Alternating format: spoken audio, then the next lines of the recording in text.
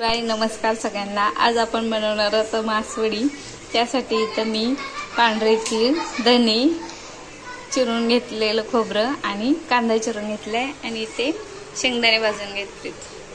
मी आता इथे तीळ आणि धने एकत्र भाजून घेणार आहे दोन्ही पण।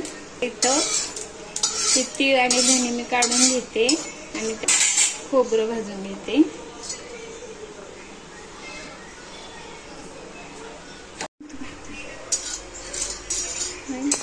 तोपर्यंत आपलं खोबरं भाजून होतंय। तोपर्यंत चॅनलवर जर कोण नवीन असेल तर त्यांनी पटकन सबस्क्राइब करा। खोबरं भाजून झाले। आता मी इथं कांदा भाजते। कांदा भाजताना एकदम थोडंसं तेल टाकून घेणार आहे आपण।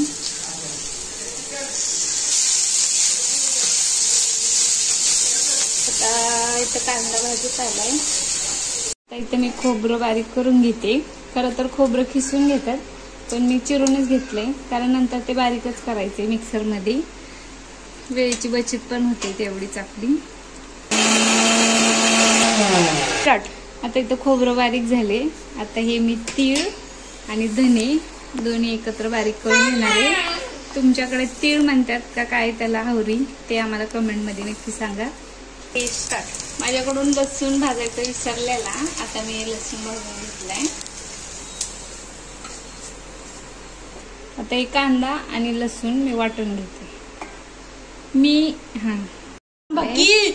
मी आधी कोरडं वाटून घेतले सगळं आणि मग नंतर हे वल्ल वाटून घेणार आहे। आता हे सगळं केलेलं आपण वाटण जे आहे ना ते मिक्स करायचे। स्टार्ट। आता ह्यामध्ये घरचा काळा मसाला, गरम मसाला, मीठ आणि हळद हे मी मिक्स करून घेते। तुम्ही तुमच्या आवडीनुसार मसाले वापरू शकता कुठले पण।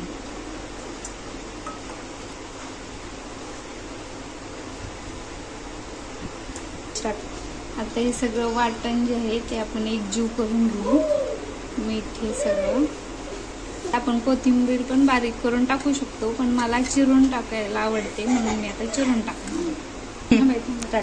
आता हा मसाला आपला सगळा एकजीव करून झालाय, त्यात आता मी कोथिंबीर टाकून घेते मिक्सरवर। आता आपल्याला मासवडीसाठी जे बेसन लागणार आहे त्यासाठी मी इथं मिरची, लसूण आणि जिरं आता हे मी वाटून घेणार।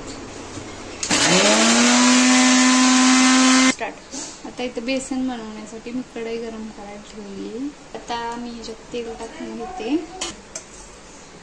आता याच्यामध्ये मिरची, लसूण, जिरी जे वाटलेलं वाटण होतं ते आपण टाकून घेऊ। चांगलं परतून घ्यायचं। आता याच्यात हळद टाकून घ्यायची,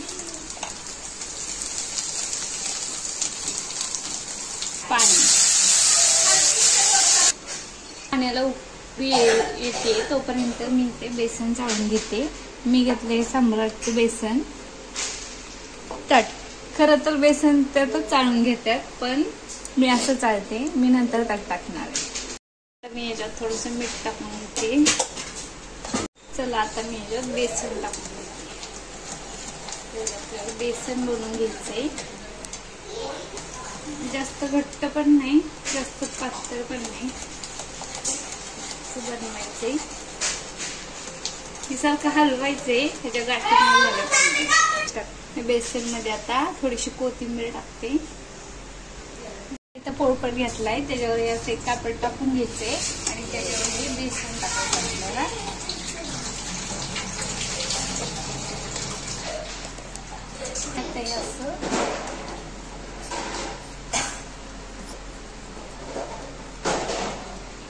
असं हाताने व्यवस्थित करून घ्यायचे। असं आपल्याला व्यवस्थित करून घ्यायचे हाताने पाणी लावून। आता हा मसाला ह्याच्यावर टाकून घेते मी। आता हा मसाला असा व्यवस्थित दाबून घ्यायचा याच्यावर। तुम्हाला आपण अशा फोल्ड करून घ्यायचे, आकार द्यायचा आपल्याला। त्याच्यावरतून आपण असं किसलेलं खोबरं टाकायचं नाही मस्त। मी आता ह्याचे पातळ असे स्लाइस करून घेते। चला आता ह्या बघा आपल्या मस्तपैकी अशा वड्या तयार झालेल्या। आता आपण रश्श्याची तयारी करू। तर रस्सा बनवण्यासाठी मी तेल तापायला ठेवले आणि आता यात मसाला टाकून घेते. मी पहिले मोहरी टाकते. मोहरी तडतडल्यानंतर जिरी, त्यानंतर हा कढीपत्ता. हा रस्स्यासाठी आपण बनवलेला जो मसाला आहे तो मी यात टाकून घेते. वड्यांना मसाला बनवताना मी रश्श्यासाठी पण मसाला बनवून ठेवला होता लगेच, कारण नंतर वेळ व्हायला जायला नको म्हणून. थांबा. आपल्या घरचा काळा मसाला, मिरची पावडर, गरम मसाला आणि थोडासा मटन मसाला. आता मसाला आपला झालाय. आता याच्यात आपण थोडीशी कोथिंबीर टाकू. चला आता याच्यात मी पाणी ओतून घेते. आपल्याला जेवढा रस्सा हवाय तेवढं तुम्ही पाणी टाकू शकताय. आता इथं आपला रस्सा उकळून तयार आहे. आता रश्श्यासोबत खाण्यासाठी आपण मस्त भाकरी, बाजरीची भाकरी बनवणार आहोत.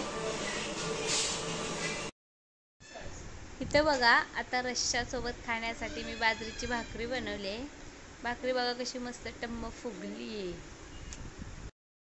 चला, तर अशा प्रकारचं जेवण झालेलं आहे. ते रस्सा, वडी, भात, कांदा आणि भाकरी. तर या तुम्ही पण जेवायला. आणि तुम्हाला व्हिडिओ कसा वाटला ते कमेंट करून नक्की सांगा. व्हिडिओ आवडला असेल तर व्हिडिओला लाईक, शेअर आणि सबस्क्राईब जरूर करा.